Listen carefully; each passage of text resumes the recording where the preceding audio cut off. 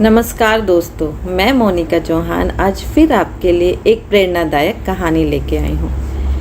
एक बार एक प्रसिद्ध डॉक्टर जिनका नाम स्टीफन था अपनी एक मेडिकल कॉन्फ्रेंस के लिए जा रहे थे। वहाँ उन्हें उनकी रिसर्च के लिए एक अवार्ड मिलने वाला था, इसलिए डॉक्टर स्टीफन बहुत एक्साइटेड थे। हवाई जहाज़ की आधे घंटे की उड़ान भरी ही थी कि जहाज़ के पायलट का अनाउंसमेंट होता है कि किसी तकनीकी खराबी के कारण जहाज़ को नज़दीकी वाले एयरपोर्ट पे उतारना पड़ेगा। डॉक्टर स्टीफन घबरा जाते हैं। उन्हें लगता है कि अब शायद वो अपनी कॉन्फ्रेंस में समय से नहीं पहुंच पाएंगे। हेल्प डेस्क पर जाकर डॉक्टर ने महिला स्टाफ से अगली तुरंत फ़्लाइट के बारे में पता किया। महिला स्टाफ ने बताया कि अगले 10 घंटे तक जहां उन्हें जाना है वहां के लिए कोई फ़्लाइट नहीं है। महिला ने उन्हें सलाह दी कि वो यहां से एक रेंट पे कार लेकर जहां उन्हें जाना है वो यहां से 3 घंटे की दूरी पर है, वहां उस कार से जा सकते हैं। डॉक्टर साहब के पास कोई चॉइस नहीं थी, तो उन्होंने उचित समझा कि वो कार किराए पर लेकर ही निकल जाएं। उन्होंने एक रेंट पर कार ली और वहाँ से निकल पड़े।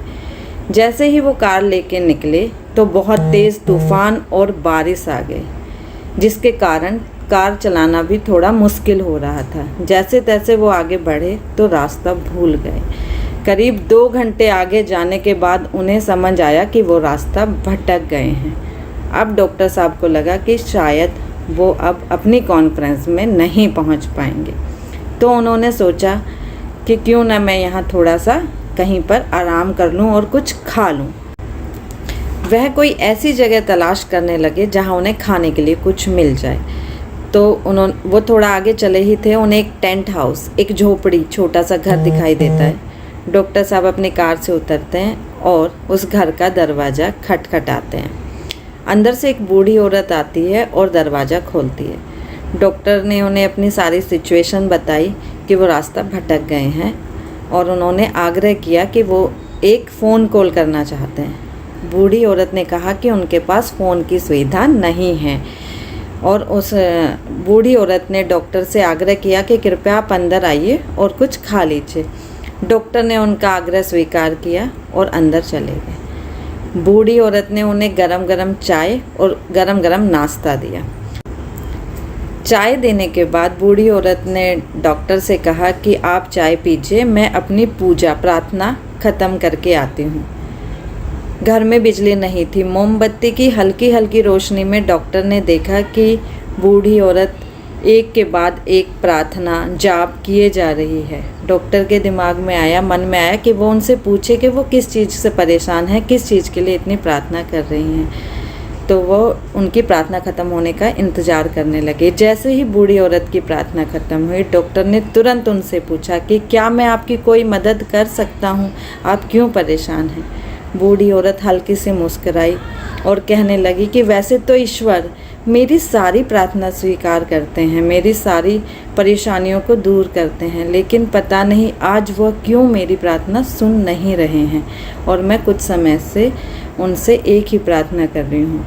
बराबर की चारपाई पे एक बच्चा लेटा हुआ था, तो बूढ़ी औरत ने उसकी तरफ इशारा करते हुए कहा कि यह मेरा पोता है और यह एक विशेष प्रकार के कैंसर से पीड़ित है। केवल एक डॉक्टर है जो मेरे बेटे को, मेरे पोते को ठीक कर सकता है, लेकिन वो यहाँ से बहुत दूर रहते हैं, जो कि मेरी पहुँच से बाहर है। और मैं भगवान से बार बार वही प्रार्थना कर रही हूँ कि हे प्रभु, मुझे किसी भी तरह से डॉक्टर स्टीफन के पास तक पहुँचाने का रास्ता बता दें। बुढ़िया की बात सुनते ही और अपना नाम सुनते ही डॉक्टर की आंखों से आंसू बहने लगे और वो कहने लगा कि भगवान की महिमा अपार है।